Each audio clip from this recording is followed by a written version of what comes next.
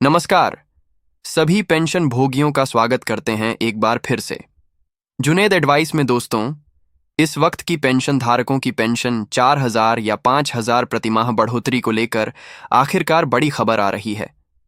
कर्मचारी भविष्य निधि संगठन में पेंशन जो है वह 17,500 प्रतिमाह की बढ़ोतरी होगी। इसकी जो उम्मीद थी वह दोस्तों केंद्रीय बजट से हो रही थी, लेकिन केंद्रीय बजट में पेंशन धारकों की 72 की पेंशन जो थी वह मंजूर नहीं हुई है। तो दोस्तों, अब इससे आगे क्या उम्मीद की जा रही है? क्या 7,000 या 5,000 की पेंशन मंजूर हो सकती है?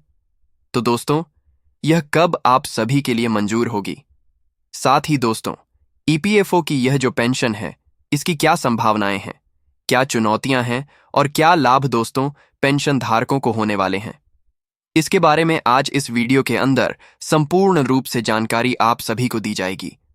साथ ही दोस्तों, आने वाली है हायर पेंशन। जी हां दोस्तों, आपको मिलेगी या फिर नहीं मिलेगी। हायर पेंशन कर्मचारी भविष्य निधि संगठन की ओर से इसको लेकर बड़ा अपडेट जारी कर दिया है कि अब यहां पर 5,000 तक की मासिक पेंशन जो है वह हायर पेंशन के तहत देखने को मिल सकती है। इसको लेकर क्या प्रोसेस है, स्पेशल क्या रिपोर्ट दोस्तों इस पेंशन को लेकर आ चुकी है, तो इस रिपोर्ट की भी चर्चा इस वीडियो के अंदर करेंगे। इसीलिए आप सभी पेंशन धारकों से एक ही निवेदन रहेगा कि दोस्तों आज की इस वीडियो को आप लास्ट तक देखिएगा और साथ ही हमारे चैनल पर नए हैं तो चैनल को भी सब्सक्राइब जरूर कर दीजिएगा।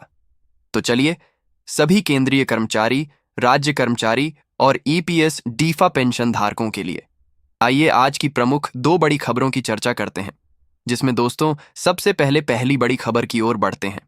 तो दोस्तों, जो उम्मीद केंद्रीय बजट से लगाकर बैठे थे, पेंशन भोगी 5,000 प्रतिमाह बढ़ोतरी को लेकर बड़ी खबर आ चुकी है। तो इसके बारे में बात करते हैं। तो दोस्तों, जो इंदिरा का काम कि आज में अपनी 21 से हैं कि किस तरीके से यह पेंशन का लाभ आप सभी को देखने को मिल जाएगा। 17,500 प्रतिमाहक कर्मचारी भविष्य निधि संगठन की पेंशन बढ़ोतरी 2025 को लेकर बड़ी खबर है। यहां पर जो है आप सभी के लिए, जहां पर केंद्रीय बजट के अंदर इसकी उम्मीद थी, जिसे वित्त मंत्री निर्मला सीतारमण ने 1 फरवरी 2025 को पेश किया था, सेवानिवृत्त और कामकाजी पेशेवर दोनों के बीच रुचि पैदा की थी। बजट में सबसे नजदीक पहलुओं में से कर्मचारी भविष्य निधि संगठन की पेंशन योजना का संभावित संशोधन था, जो कि वर्तमान में 9 प्रतिमाह है। पेंशन भोगियों और ट्रेड यूनियनों की बढ़ती मांगों के बीच अटकलें बढ़ रही थीं। सरकार न्यूनतम कर्मचारी भविष्य निधि संगठन पेंशन को बढ़ाकर 17,500 प्रतिमाहक कर सकती थी। अगर इसे मंजूरी मिल जाती तो, लेकिन यह मंजूरी नहीं मिली है। तो अब दोस्तों यह पेंशन बढ़ोतरी होने वाली है। यह बढ़ोतरी देश के लाखों सेवानिवृत्त वित्तीय स्थिरता पेंशन धारकों को दे सकती है। हालांकि इस तरीके की वृद्धि व्यवहारिकता एक महत्वपूर्ण सवाल बनी हुई है। तो इस वीडियो के अंदर हम उच्च ईपीएफओ की पेंशन की संभावनाओं के बारे में, चुनौतियों के बारे में और साथ ही साथ संभावित जो लाभ पेंशन धारकों को मिलने वाले हैं, इसके बारे में पूरी डिटेल से चर्चा आप सभी को बताएंगे और यह बताएंगे कि कैसे आपकी पेंशन बढ़ेगी और यह पेंशन बढ़ोतरी जो है वह कब कब से लागू होने वाली है। दोस्तों, भारत भर में सेवानिवृत्त लोगों ने मौजूद नोट बैरों की प्रतिमाह की अपर्याप्त पेंशन पर लंबे समय से पेंशनधार चिंता व्यक्त कर रही है। जीवन की लगातार लागत बढ़ने के साथ साथ कई बुजुर्ग नागरिक स्वास्थ्य सेवाओं, किराया और दैनिक आवश्यकताओं जैसी आवश्यक खर्चों को पूरा करने के लिए भी संघर्ष कर रही हैं। वकालत करने वाले समूह और ट्रेड यूनियन लगातार सरकार से पेंशन राशि बढ़ाने का आग्रह कर रही है, जिसमें प्रमुख जो कारण बताए जा रहे हैं। वर्तमान में पेंशन संरचना मुद्रापति के साथ तालमेल रखने में विफल रही है, जिसके परिणाम स्वरूप पेंशन भोगियों की वास्तविक जो करें शक्ति है उसमें गिरावट आई है, जिससे मुद्रास्फीति का प्रभाव बताया जा रहा है। दूसरा है, कई सेवानिवृत्त लोगों को कई वर्षों तक ईपीएफ योगदान दिया और वे पेंशन्स के हकदार हैं, जो सेवानिवृत्ति के बाद यहां पर जो है वर्षों में वित्तीय सुरक्षा सुनिश्चित करती है, जो कि दशकों का योगदान के बावजूद भी यहां पर पेंशन धारकों को इसका लाभ नहीं मिल रहा है। यद्यपि पिछले बजट में पेंशन्स में मामूली संशोधन किए गए थे, लेकिन इस बात की आशा बढ़ चुकी थी। 2025 के बजट में उल्लेखनीय वृद्धि होने की थी। पेंशन भोगियों को आवश्यक राहत प्रदान के लिए यहां पर राशि को संभावित तौर पर बढ़ाकर 87,500 प्रतिमाह किया जाना था। लेकिन जब बजट निर्मला सीतारमण ने पेश किया तो पेंशन धारकों की सारी उम्मीदों पर पानी फिर गया। तो एक बार फिर से यहां पर विशेष सज्जों की यहां पर राय सामने आई है कि क्या 5,000 की तत्काल आवश्यकता को समझते हैं। हालांकि वे चेतावनी देते हैं कि इस एक चरण में 600 तक की तत्काल वृद्धि वित्तीय रूप से संभव नहीं है। एक प्रमुख अर्थशास्त्री विश्लेषक ने कहा कि मौजूद पेंशन एक सम्मानजनक जीवन जीने के लिए बिल्कुल भी पर्याप्त नहीं है। पेंशन भोगी की वित्तीय सुरक्षा बढ़ाना महत्वपूर्ण है, लेकिन चरणबद्ध दृष्टिकोण से अचानक पीएफ को कोष में दीर्घकालिक स्तर सुरक्षा करने के लिए आने वाले वर्षों में धीरे धीरे पेंशन्स जो है बढ़ाकर विकल्प चुन सकती है। अब दोस्तों, आप सभी के लिए यह बड़ी खबर आ रही है कि 28 फरवरी 2025 को होने वाली सेंट्रल बोर्ड ऑफ ट्रस्टी यानी कि ईपीएफओ के केंद्रीय न्यासी बोर्ड की बैठक के अंदर आप सभी की पेंशन जो है वह बढ़कर 1700 हो सकती है। तो दोस्तों, पेंशन अगर ईपीएफओ की 68 टन पास होती है तो इससे लाभ आप सभी को क्या क्या मिलेंगे। जब सरकार इसे मंजूरी देती है तो सेवानिवृत्त लोगों को कैसे महत्वपूर्ण लाभ मिलेंगे, इसके बारे में बात करें तो पहला फायदा है अधिक वित्तीय स्थिरता। जी हां दोस्तों, भोजन, किराया और उपयोगिता जैसी बुनियादी खर्चों को पेंशन धारक आसानी से पूरा कर सकेंगे। वहीं दूसरा है परिवार पर निर्भरता को कमी। जी हां दोस्तों, अधिक वित्तीय स्वतंत्रता बच्चों या फिर रिश्तेदारों पर निर्भरता में कमी करेगा बुजुर्ग पेंशन धारकों के लिए। तीसरा है व्यस्त स्वास्थ्य सेवा तक पहुंच।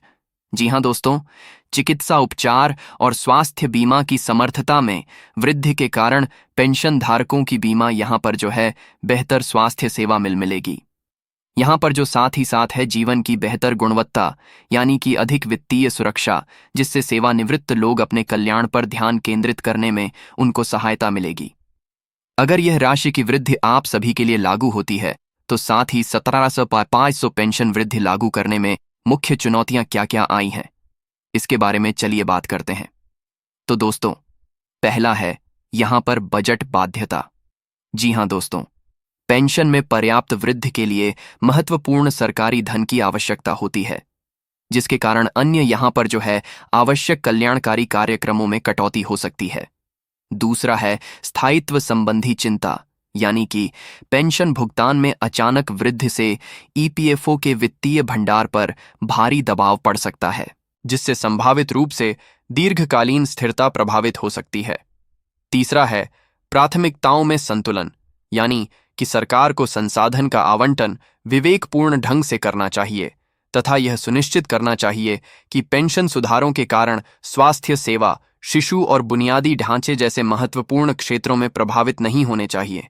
साथ ही इन चुनौतियों पर विचार करते हुए कई विशेषज्ञों का सुझाव है कि पेंशन राशि को तुरंत बढ़ाकर 1700 करने की बजाय चरणबद्ध और क्रमिक वृद्धि अधिक व्यावहारिक और टिकाऊ दृष्टिकोण होना चाहिए। तो दोस्तों, आगे क्या हो सकता है, सरकार इसको लेकर कब फैसला कर सकती है, इसके बारे में बात करें।